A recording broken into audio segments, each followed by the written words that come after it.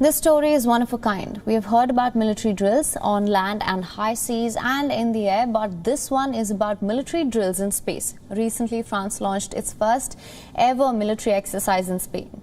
What does this mean? What is France preparing to fight in space? And is it the only country gearing up its forces in space? Our next report has all these answers. These are members of the French military. They are in the middle of an exercise codenamed Asterx, the first ever French military exercise in space.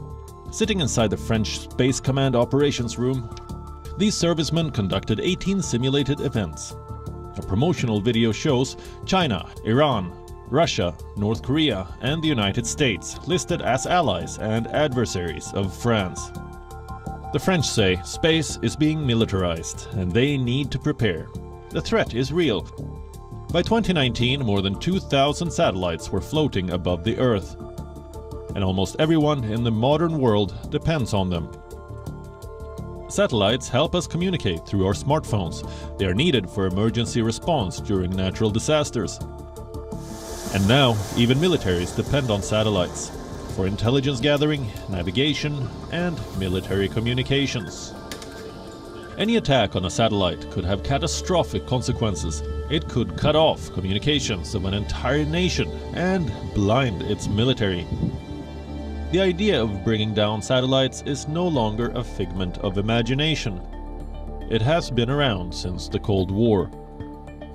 Today, major countries have a space weapon of their own. In 2007, China tested a space weapon that destroyed one of its own satellites. The strike left behind a lot of debris.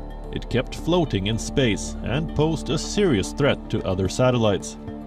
Russia and India too have anti-satellite weapons. In the past, they have shot down their own satellites in a show of force. The United States tested an anti-satellite missile attack in 1985.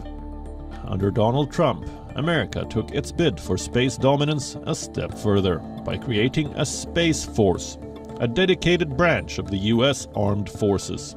Last year, the Space Force deployed its first troops, not in space but to an airbase in Qatar, where they will assist in combat operations that depend on space systems.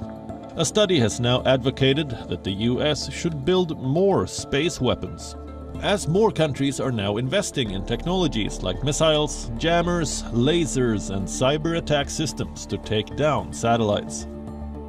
This warning applies to every country in the world which has a satellite in space.